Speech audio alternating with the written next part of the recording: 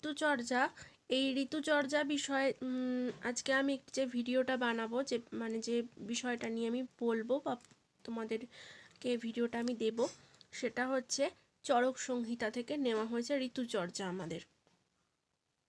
তো চলো দেখি আমাদের ভূমিকাতে কি দেওয়া আছে। টেক্সট ভূমিকাগুলো অবশ্যই খুব ইম্পর্টেন্ট এবং খুব মন দিয়ে ভালো করে পড়বে। টেক্সট ভূমিকা পড়ার সময় সেটাকে অবশ্যই নিজের মনে মনে সংস্কৃততে সেটাকে সরাসরি তৈরি করার চেষ্টা করবে, কারণ ভাষা বা ল্যাঙ্গুয়েজ যেটাই বলো না কেন, যে সাহিত্য সংক্রান্ত যে কোনো বিষয় মুখস্থ করে বা নোট বই দেখে বা কেউ একটা নোট লিখিয়ে দিল সেটা থেকে আমি মুখস্থ করে গিয়ে পরীক্ষার সময় লিখব, এটা কিন্তু কখনোই সম্ভব নয়। কারণ এটা লিটারেচার সাবজেক্ট, সাহিত্য কখনো মুখস্থ করে সম্ভব নয়।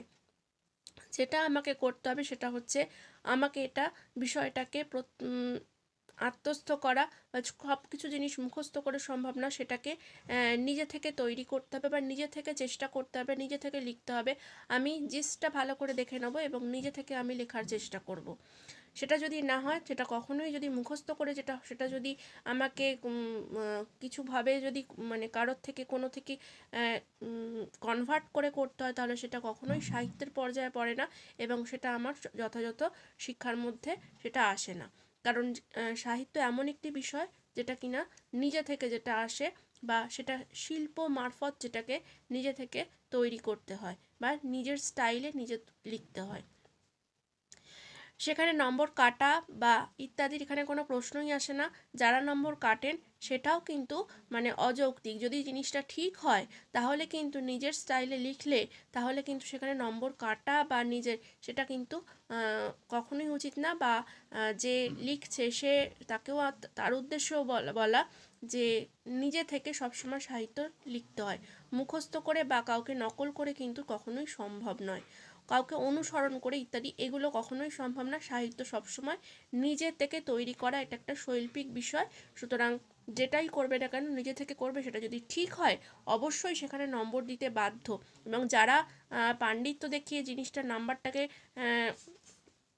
ডিক্রিজ করে দেন তাহলে সেটাও কিন্তু উচিত নয়, কখনোই উচিত নয়। সুতরাং আমার যদি লেখাটা ঠিক হয়, আমার যদি স্টাইলটা, যদি লেখার ধরন আমার যে যার নিজের মতন হতেই পারে, কিন্তু এটাই হচ্ছে সাহিত্যের অন্যতম নিয়ম। সুতরাং আমি সরাসরি ভূমিকায় চলে যাই, দেখে নাও কি বলছি। যে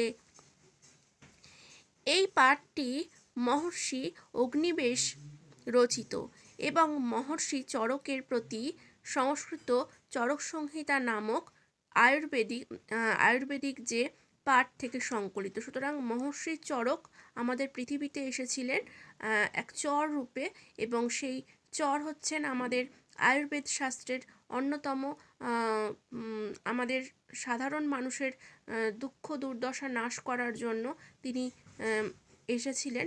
এবং সেই মহর্ষি চরকের প্রতি সংস্কৃত তিনি যেগুলো আমাদেরকে দান করেছেন সেগুলোই চরক সংহিতা নামে পরিচিত, এবং সেই চরক সংহিতা লিখেছেন হচ্ছেন মহর্ষি অগ্নিবেশ। সুতরাং সেই আয়ুর্বেদিক পাঠ্য থেকে সংকলিত এই প্রত্যেকটা কথা আমি যা বলছি সেটা খুব মন দিয়ে শুনবে। এই গ্রন্থের ষষ্ঠ অধ্যায় বিভিন্ন ঋতুতে খাদ্যাভ্যাস সংক্রান্ত নিয়মাবলী ব্যাখ্যা করা হয়েছে। কোনো ব্যক্তি তার দৈনন্দিন জীবনচর্চার কিছু পরিবর্তন করে দীর্ঘ এবং সুস্থ জীবনযাপন করতে সক্ষম হয়।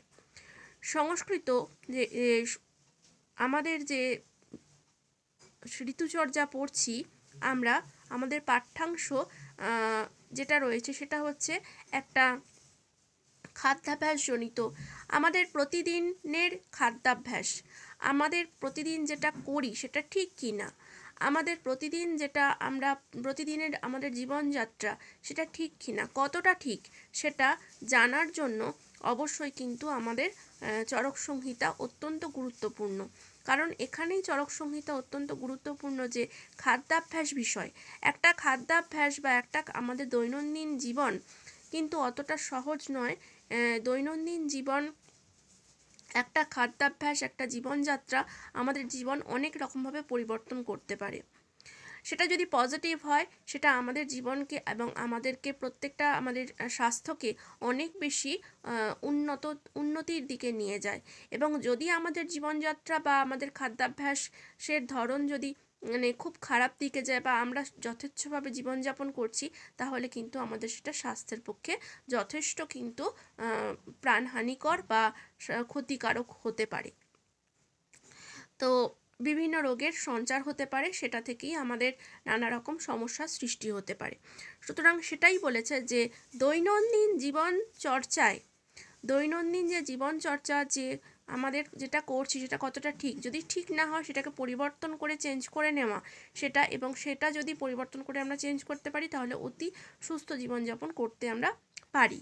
সংগৃহীত শ্লোকসমূহে হেমন্তে শীত, বসন্ত, গ্রীষ্ম, বর্ষা, শরৎ এই 6 ঋতুতে একজন ব্যক্তি কী ধরনের খাদ্যাভ্যাস বজায় রাখা উচিত তা নিয়ে আলোচনা করা হয়েছে। অর্থাৎ দেখো যে আমাদের ঋতুই হচ্ছে 6টা ঋতু: গ্রীষ্ম, বর্ষা, শরৎ, হেমন্ত, শীত, বসন্ত। সুতরাং এই যে 6টা কাল, 6 কালেতে আমাদের কখন কোন সময় কোন খাবারটা গ্রহণ করা উচিত। অবশ্যই তো সিজনাল ফুড খুবই উপকার। সিজনাল ফুড ছাড়াও কিভাবে আমাদের জীবনযাপন করলে, কিভাবে আমাদের 6টা ঋতু আমাদের শরীরের পক্ষে মানে আমাদের অভিব্যক্তি, অর্থাৎ যেটাকে বলা হয় অভিযোজন যেটাকে হচ্ছে প্রকৃতির সঙ্গে মানিয়ে নেওয়া। অর্থাৎ প্রকৃতির সাথে আমাদের বাঁচতে গেলে প্রকৃতি বা পরিবেশের সঙ্গে নিজেদের মানিয়ে নিতে হবে। এই মানিয়ে চলাটাকেই বলছে যে এই মানিয়ে চলাটাই হচ্ছে খাদ্যাভ্যাস বা জীবনযাত্রা। সেটা হচ্ছে যে আমাদের 6টা ঋতুতে আমরা কিভাবে নিজেদেরকে মানিয়ে নিচ্ছি, এবং সেই মানিয়ে নেওয়ার ওপর কিন্তু নির্ভর করছে আমাদের জীবনযাপন এবং আমাদের আয়ু এবং আমাদের শরীর স্বাস্থ্য ইত্যাদি সবটাই। সুতরাং 6টা ঋতু আমাদের অভিযোজন মানে আমাদের প্রকৃতির সাথে পরিবেশের সাথে কতটা মানিয়ে নিচ্ছি এই বিষয় নিয়েই এখানে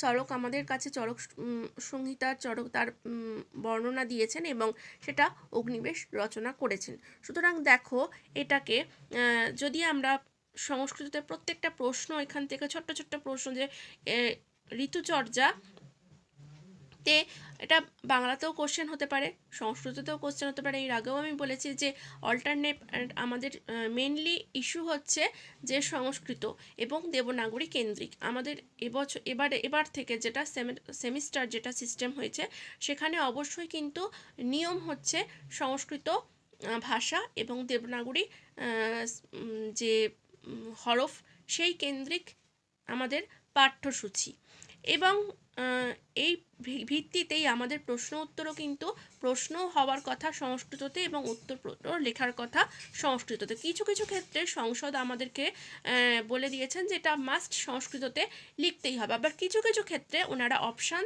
রেখেছেন সেটা ছাত্রছাত্রীর সুবিধার্থে যে তারা বাংলা বা অন্যান্য ভাষায় তারা কিন্তু কিছুটা অ্যাটেম্প্ট করে নিতে পারে, তাতে কোনো সমস্যা নেই। কিন্তু মেন জায়গাটা হচ্ছে দেবনাগরী যে হরফ আর সংস্কৃত যে ভাষা সেটা কিন্তু মাস্ট।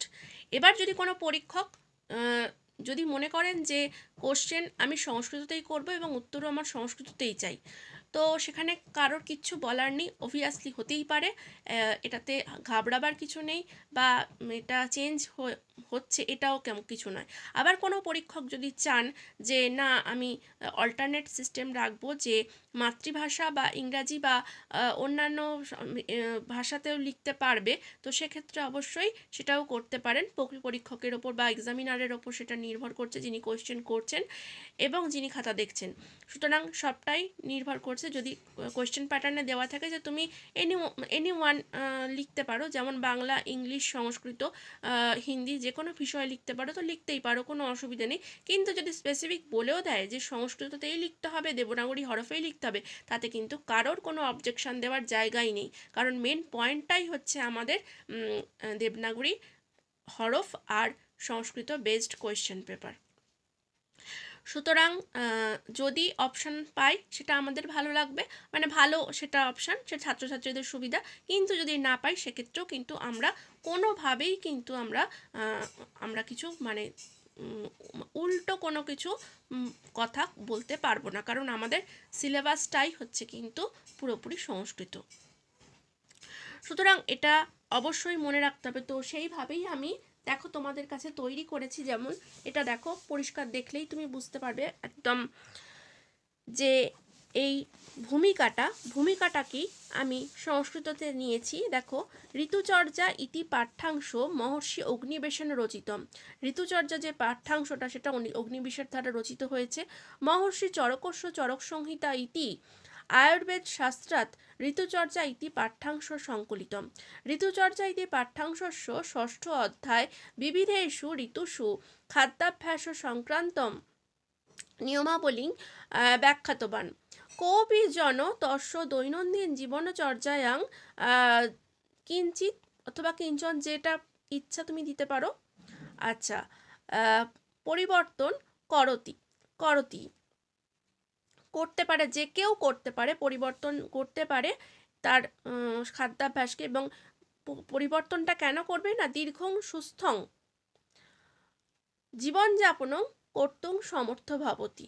কেন পরিবর্তনং করতি না, দীর্ঘং সুস্থং জীবনযাপনং কর্তুং সমর্থ ভবতি, তার জন্যই হচ্ছে তারা পরিবর্তনং করতি।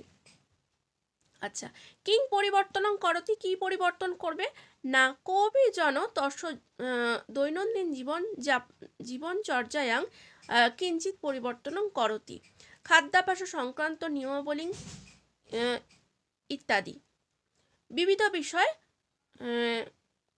আমাদের যে বিবিধ বিষয় পরিবর্তন করতি। তো সমস্ত বিষয় যে এই ধরনের কথা। এবং যদি বলা হয় কস্মাৎ ঋতুচর্যা গৃহীতম, বা কোথা থেকে নেওয়া হয়েছে, যেটাকে বলা হচ্ছে যে ঋতুচর্যা ইতি পাঠ্যাংশ মহর্ষি অগ্নিবেশন রচিতম। মহর্ষির চরকস্য চরক সংহিতা ইতি আয়ুর্বেদ শাস্ত্রাৎ ঋতুচর্যা ইতি পাঠ্যাংশ সংকলিতম। একদম স্ট্রেট ওয়েতে যেরকম প্রশ্ন ঠিক সেই বিষয় উত্তর। এরপর যদি বলা হয় যে কিম মানে কোন কোন ঋতুর কথা বলা হয়েছে, কিম ঋতু আলোচ্য বিষয়ও তখন পরিষ্কার বলবে যে এখানে যেটা হচ্ছে হেমন্ত শিশির বসন্ত গ্রীষ্ম বর্ষা শরৎ ষষ্ঠ ঋতুষু খাদ্যাভ্যাস বিষয়ে মনুষ্য কিং কর্তব্যম ইতি বিষয় আলোচিত বন্ত। সুতরাং এটা এভাবেই লিখবে। সুতরাং এবং সরাসরি চলে আসি দেখো পাঠ্যাংশে। আমি পাঠ্যাংশে এবার প্রশ্নটা হচ্ছে আমাদের কি করা উচিত, কি করা উচিত নয়, কোন কালে কি করা উচিত, কোনটা আবশ্যকম এবং কোনটা অনাবশ্যকম। কিম আবশ্যকম কিম অনাবশ্যকম, প্রত্যেকটা। হেমন্তে কিম আবশ্যকম, খাদ্যাভ্যাসে কিম আবশ্যকম, হেমন্তে কিম অনাবশ্যকম। আবার সেম সিস্টেম হচ্ছে শিশিরে কিম আবশ্যকম কিম অনাবশ্যকম। আবার এই একই রকমভাবে কন্টিনিউ চলে যাচ্ছে গ্রীষ্মে কিম, বসন্তে কিং আবশ্যকম কিম অনাবশ্যকম। সুতরাং এভাবে আবার চলে আসছে কি গ্রীষ্মে এই একই রকমভাবে প্রত্যেকটা কি করা উচিত কি করা উচিত নয়, এটাই হচ্ছে ঋতুচর্যার সুন্দরভাবে কিন্তু বর্ণনা করা হয়েছে। সুতরাং সরাসরি আমি ঋতুচর্যার টেক্সটে চলে যাচ্ছি। যেটা হচ্ছে হেমন্ত বলছে গৌর অসানিক্ষু বিকৃতি বসাং তৈলং নবোদনম হেমন্তে অভ্যাস্য তস্য অমুখম চায়ুর্য হিয়তে। অর্থাৎ দেখো কি বলছে যে গো রসান ইক্ষু বিকৃতি বসাং, অর্থাৎ কি বলছে যে গো রস মানে কি না, গরুর যে গরু থেকে যে রস, গরু থেকে রস বলতে কি কি বোঝায় না, দই, দুধ, ঘি, মাখন ইত্যাদি যেগুলো তরল জাতীয় খাদ্য সেগুলোকেই বোঝানো হয় গোরস। এরপর চলে আসছে ইক্ষু বিকৃতি মানে কি, ইক্ষুকে বিভিন্নভাবে ইক্ষুর কি বলবো যে আখের রসকে বিভিন্নভাবে পর্যায়ক্রমিক করে যেগুলো যেগুলো পাওয়া যাচ্ছে, অর্থাৎ আখের গুড় একটা, আর যেটাকে বলা হয় আখ দিয়ে তৈরি হচ্ছে চিনি, ইত্যাদি ইত্যাদি, যেগুলো যেগুলো আখ থেকে তৈরি হয় বিভিন্নভাবে। ইক্ষু বিকৃতির বসাং অর্থাৎ হচ্ছে ঘি, তেল, তৈলং মানে তেল, এই জাতীয় খাবার, এবং নব ওদনম, সেই সময় নতুন চাল উঠছে হেমন্তে, সেই হেমন্তে নতুন চাল অর্থাৎ নতুন ভাত, যেটা নতুন চালের ভাত যেটাকে বলা হচ্ছে সেটা। তাহলে গৌরসান মানে গৌরস অর্থাৎ যেটা বলছে দুধ, দই, ঘি, আর কি না মাখন ইত্যাদি। এবং ইক্ষু বিকৃতি অর্থাৎ আখের রসের থেকে যে বিভিন্নভাবে যেটাকে তৈরি করা হচ্ছে, যেমন আখ থেকে হচ্ছে আখের গুড় তৈরি করা হয়, আখের চিনি তৈরি করা হয়, আখের রস থেকে চিনি তৈরি করা হয়, ইত্যাদি ইত্যাদি, যেগুলো বলা হচ্ছে সেগুলো নব ওদনম। এবং বসাং, এবং হচ্ছে বসাং মানে কি না ঘি, এবং আর কি বলছে না তেল, এবং নব ওদন মানে নতুন চাল ইত্যাদি হেমন্তে অভ্যাসস্থ স্তয় মুষ্ণং, অর্থাৎ কি বলছে যে হেমন্তে অভ্যাস করতে পারবে এরকম যে, এবং উষ্ণ খাবার, উষ্ণ খাবার এই ধরনের চায়ুর্ণ হিয়তে, অর্থাৎ তার কখনো যুক্ত আয়ুযুক্ত ন, যুক্ত আয়ুযুক্ত ন, হিয়তে অর্থাৎ চ মানে এবং, মানে সে কি কি গ্রহণ করছে বিষয়টা আমি বলছি, আয়ু ন হিয়তে অর্থাৎ তার আয়ু কখনো ক্ষয় হবে না। তাহলে সুতরাং কি কি বলছে, যে প্রথমেই আমি বলছি যে গোরস থেকে যেগুলো পাচ্ছে সেগুলো যদি খায় এই সময় হেমন্তে যদি গ্রহণ করে, এবং ইক্ষু বিকৃতি এবং আখ থেকে যেগুলো যেগুলো পাওয়া যাচ্ছে বিভিন্ন সাইকেল করে যেগুলো পাওয়া যাচ্ছে, মানে সাইকেলিং করে যেগুলো পাওয়া যাচ্ছে সেগুলো আখের রস, আখ থেকে চিনি ইত্যাদি ইত্যাদি, সুতরাং সেগুলো, এবং ঘি, তেল, নতুন চাল ইত্যাদি, এবং অভ্যাসগতভাবে যদি যে অভ্যাস করে এবং উষ্ণ খাবার যদি এই সময় খায় উষ্ণ জাতীয়, তাহলে তার কখনোই কিন্তু কি হবে না, যে আয়ু ক্ষয় হবে না, কখনোই হেমন্তে তার কখনোই আয়ু ক্ষয় হবে না, অর্থাৎ এটা আবশ্যকম। এরপর চলে আসছে কি অনাবশ্যকম। অনাবশ্যকমটা কি না, যেগুলো আমার করা উচিত নয়। কি কি করা উচিত নয় না, বর্জয়িত অন্নপানানি, এবং জল ভাত, যেটাকে বলা হয় জল দিয়ে ভাত খাওয়া, যেটাকে বলা হয় পান্তা ভাত, এই ধরনের খাবার বলছে যে অবশ্যই বর্জন করা উচিত হেমন্তকালে।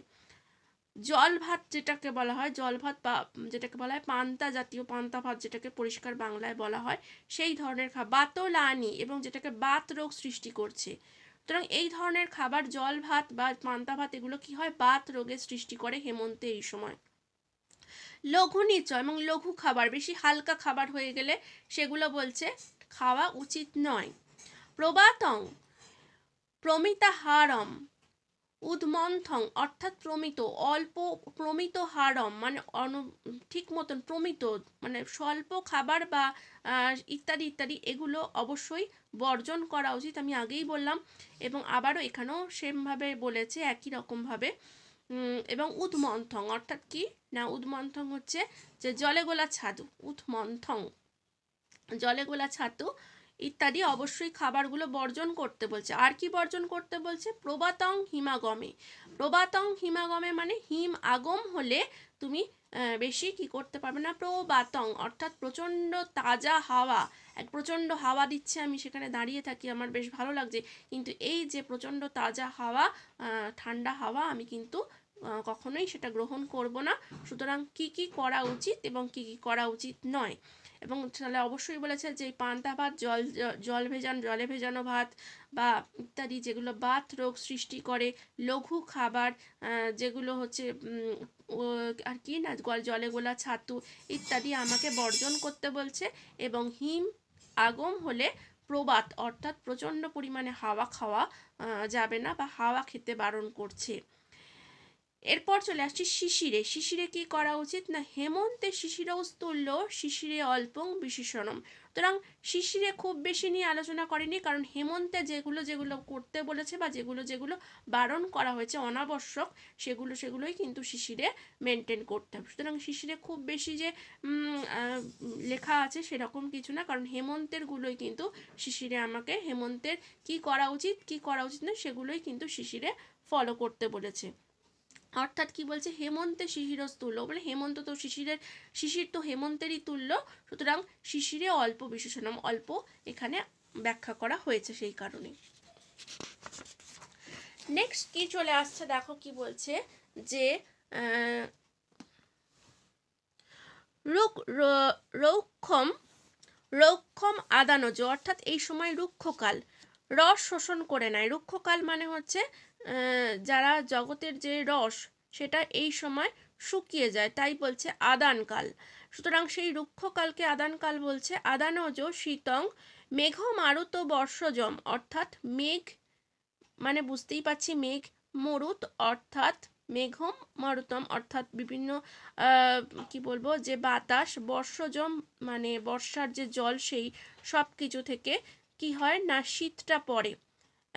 অর্থাৎ হেমন্ত বা যে শীত পড়ার আগে একটা ঠান্ডা বৃষ্টি হয়, মেঘের সঞ্চার হয় এবং বৃষ্টি হয়, এবং সেই থেকে কি হয় না শীতের একটা আমেজ অলরেডি পড়ে যায় তার ফলে, এবং আদানকাল হয়, এবং সেই আদানকালটা কি না রুক্ষকাল।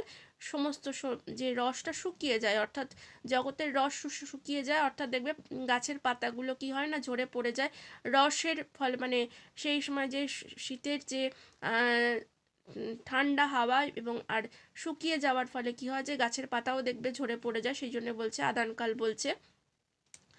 তস্মাৎ হৈমন্তিক ও সর্বশিশিরে বিধি ঋষ্যতে, বলছে তস্মাৎ হৈমন্তিক বলছে সেইটা থেকেই হেমন্তের মতনই কি বলছে সর্বে শিশির বিধি ঋষ্যতে, সব কিছু ওই একইভাবে হেমন্তের মতনই বিধি পালন করতে বলেছে।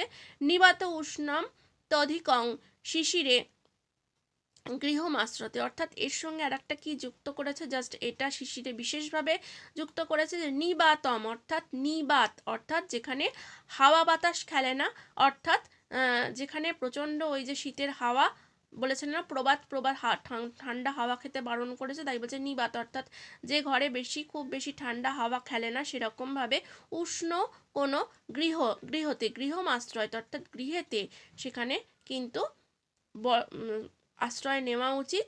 এবং শিশিরে কিন্তু বিশেষভাবে এটা বলেছে যে গরম ঘরে এবং যেখানে প্রচণ্ড ঠান্ডা হাওয়া প্রবাহিত না হয় সেই রকম জায়গায় আশ্রয় নেওয়া উচিত।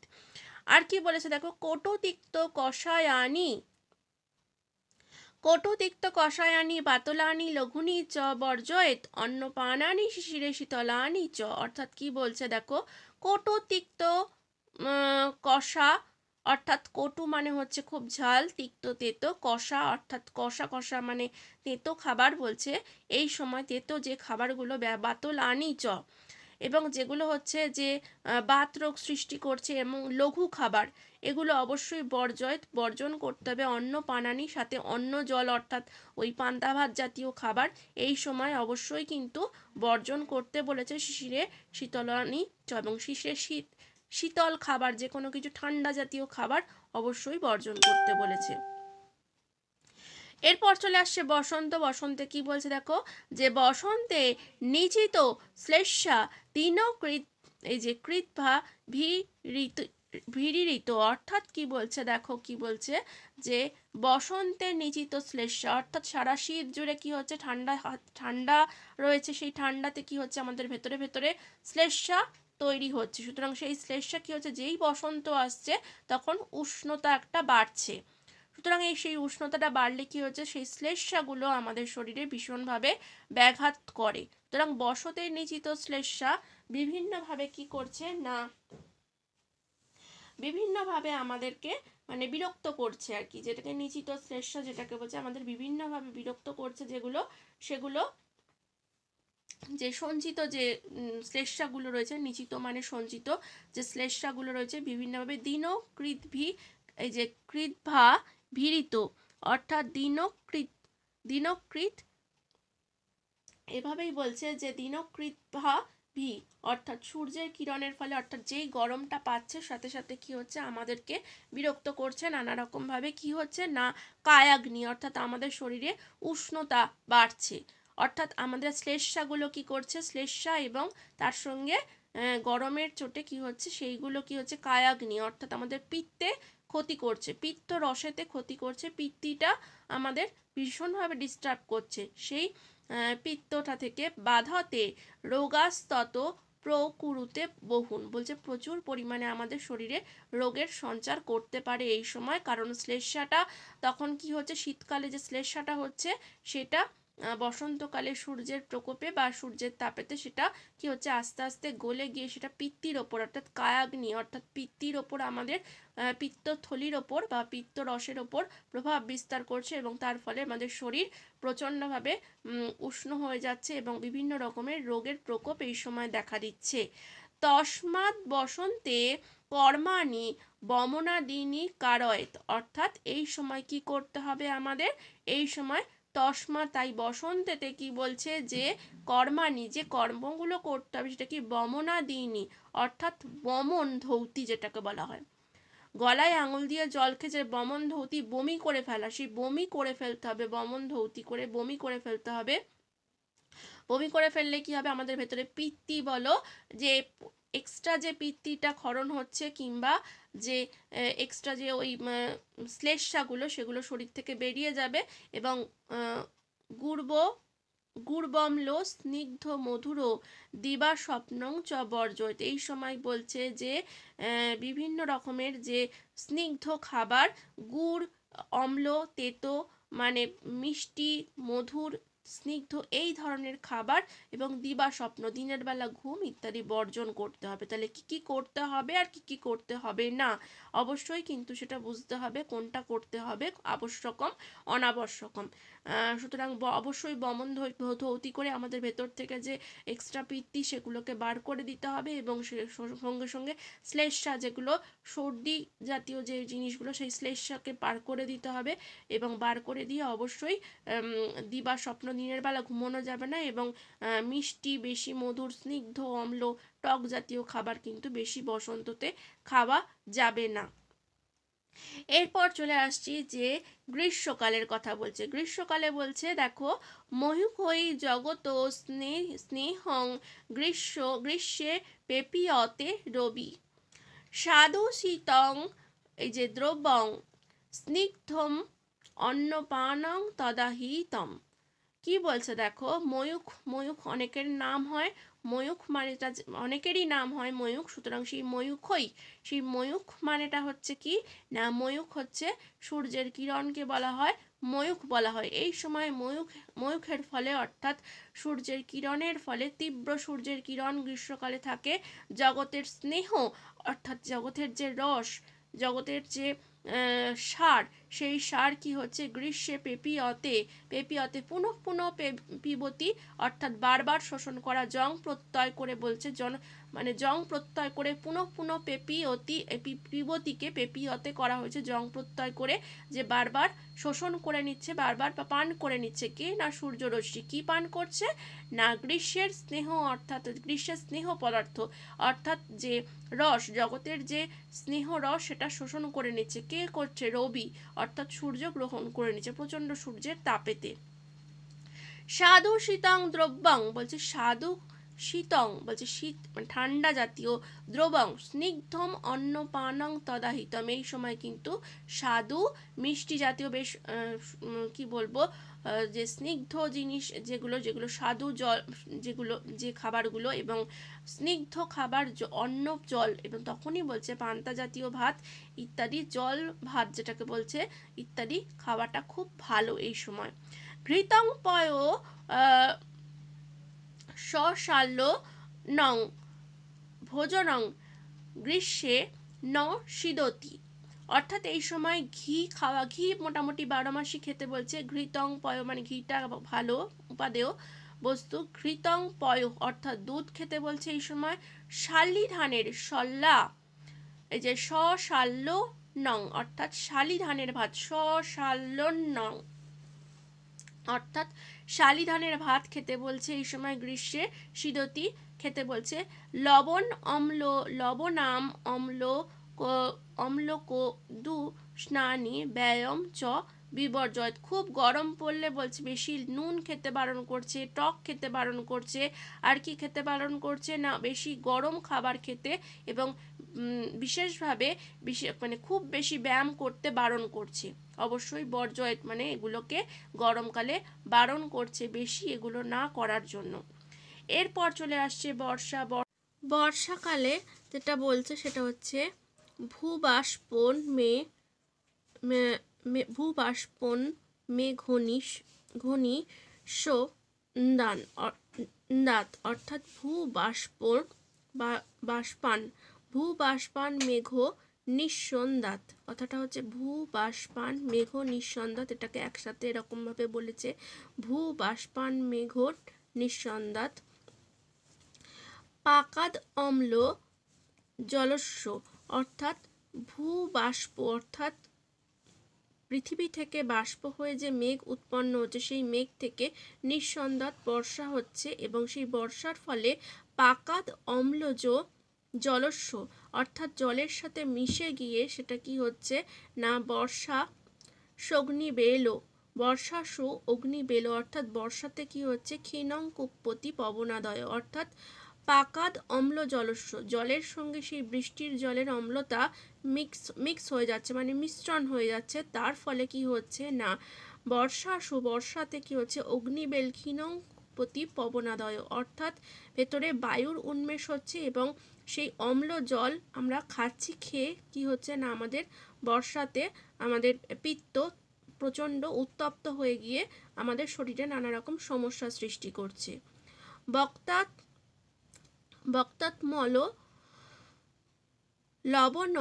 লবণম স্নেহং বাত বর্ষাকুল অহনি, অর্থাৎ বলছে যে বক্তা অম্ল লবণ মানে অবশ্য অম্ল মানে টক, লবণ এবং স্নেহ অর্থাৎ যে স্নেহ পদার্থ জাতীয়, এবং বাত বর্ষাকুল অহনি যেটা বাত উৎপন্ন করছে, বর্ষাকালে যে বাত উৎপন্ন করছে বায়ু উৎপন্ন করছে, বিশেষ শীতে ভোক্তব্যম বর্ষা স্বনীল শান্তয়, অর্থাৎ সেই বর্ষাতে যে বায়ু উৎপন্ন হচ্ছে বায়ুকে শান্ত করার জন্য পরিমিতভাবে অম্ল, তিক্ত এবং লবণ, স্নেহ জাতীয় পদার্থ ইত্যাদি এগুলোকে কি বলছে যে বাত বর্ষাতিকুলে এগুলোকে বিশেষভাবে খাওয়া উচিত, মানে বর্ষাকালে এগুলোকে বিশেষভাবে খেতে বলছে, খেলে এগুলো কি হবে না এই যে পাকজনিত সমস্যা দূর হবে।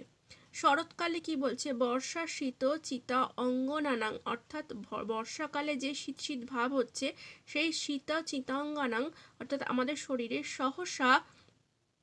সহসা এব অর্ক রশ্মিভি, অর্থাৎ সহসায় কি হচ্ছে সহসৈব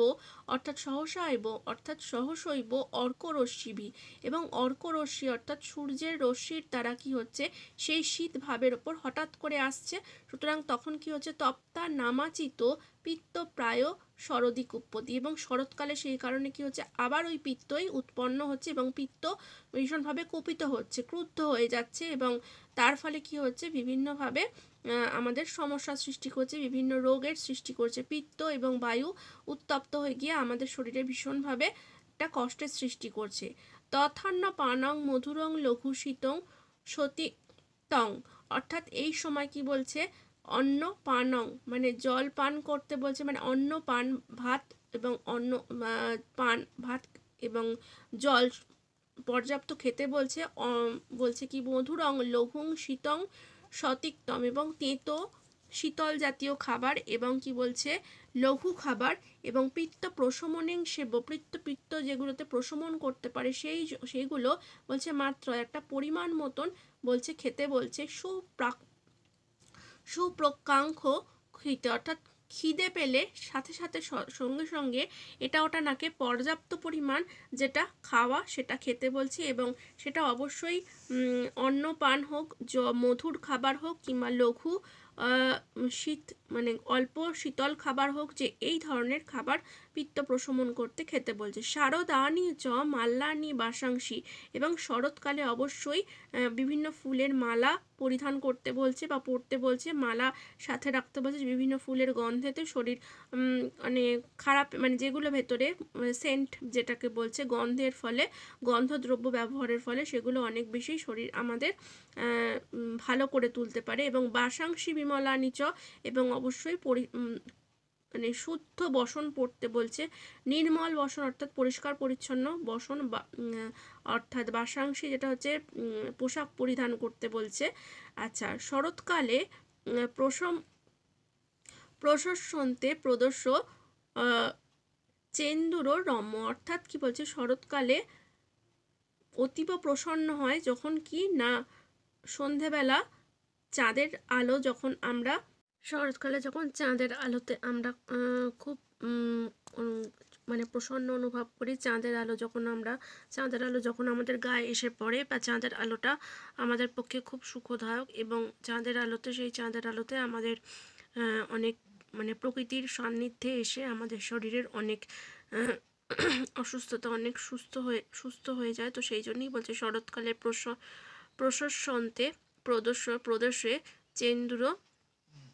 চেন্দুরম্যতে, অর্থাৎ হচ্ছে যে কি না শরৎকালে সন্ধেবেলাতে সূর্যচন্দ্রের যে আলো তার সান্নিধ্যে, এবং বাসাংশী বিমলানি অর্থাৎ নির্মল বস্ত্র পরিধান করলে, এবং শরৎকালের ফুলের মালার গন্ধ যে সেন্ট তার সান্নিধ্যে এলে অনেক বেশি শারীরিক সেটা সুখদায়ক হয়।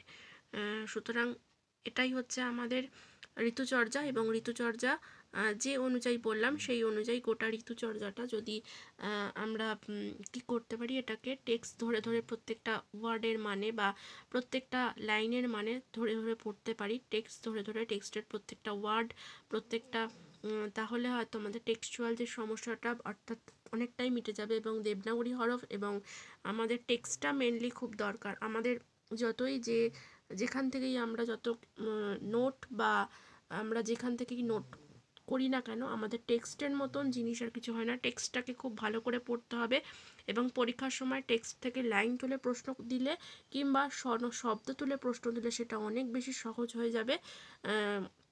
এবং হতেও পারে যে শব্দের সমার্থক শব্দ এখানে কিন্তু রয়েছেও, একটা শব্দ তুলে দিল সেখান থেকে কিন্তু সমার্থক শব্দ সেটা কিন্তু আসতে পারে। নিচিত, যেমন আমি এখান থেকে বললাম যে নিচিত এবং আচিত দুটোই কিন্তু কি বলছে যে সঞ্চিত করা অর্থে। সুতরাং যদি বলা হয় যে এমন একটি শব্দ ফাইন্ড আউট করো বা বার করো যেখানে নিচিতর এটা সমার্থক শব্দ বোঝাচ্ছে, টেক্সট থেকেই বার করো, তো যদি এরকম ধরনের প্রশ্ন দেয় তখন কিন্তু আমাকে আচিত লিখতে হবে। আমাদের টেক্সটেই যেটা রয়েছে সেটা প্রত্যেকটা ওয়ার্ড, প্রত্যেকটা মানে, প্রত্যেকটা টেক্সটের প্রত্যেকটা অর্থ, সুতরাং প্রত্যেকটা নিয়ে আমাদের লিখতে হবে, এবং কোনটা আবশ্যক কোনটা অনাবশ্যক সেটা খুব ভালো করে যদি আমরা এগুলোকে বোঝার চেষ্টা করি বা ভালো করে জিনিসটা প্রত্যেকটা ব্যাখ্যা আমরা জানি, আমাদের কোনো প্রশ্ন আমরা ছেড়ে আসবো না, বা কোনো প্রশ্ন আমাদের আননোন মনে হবে না, বা কোনো যদি আমাদের এবং এক্সট্রা কোনো আমাদের নোট মুখস্থ করার দরকার হবে না। আমরা যদি জিনিসটা খুব ভালো করে বোঝার চেষ্টা করি বা নিজে থেকে করার চেষ্টা করি, অনেক বেশি বলবো সহজ হবে, এবং অনেক বেশি আরও ভালোভাবে শিখবে। নোট পড়লেই যে খুব ভালো হবে, কিন্তু তোমরা 5টা সহায়িকা বই, অন্যান্য বই তোমরা ফলো করো অবশ্যই ঠিক আছে। নোট বই বা সহায়িকা বই এগুলো অনেকেই ফলো করে, বা এক্সট্রা কোনো কিছু থাকলে সেটা তোমরা জানতে পারবে, বা এক্সট্রা কোনো কিছু থাকলে পড়ার তো কোনো কিছু অভাব নেই, মানে যে কোনো বই আমরা অবশ্যই জিনিসটা দেখতে পারি, যে কোনো বই আমরা ফলো করতে পারি, যে কোনো বই আমরা সান্নিধ্যে রাখতে পারি, সেটা থাকতেই পারে। কিন্তু টেক্সট বা টেক্সচুয়াল নিজস্ব যে লেখা, নিজস্ব যে শব্দের যে ভঙ্গিমা, নিজস্ব যে মানে ব্যবহার, সেগুলো হয়তো মানে ব্যবহারিক যে আমি প্রয়োগ করছি সেগুলো আশা করি মনে হয় অন্য কোথাও থেকে নিয়ে সেটা সম্ভব নয়, সেটা নিজস্বতা, লিটারেচার একমাত্র নিজস্বতাতেই সম্ভব। আজকে এটুকুই। ঋতুচর্যা সমাপ্ত হলো আমাদের।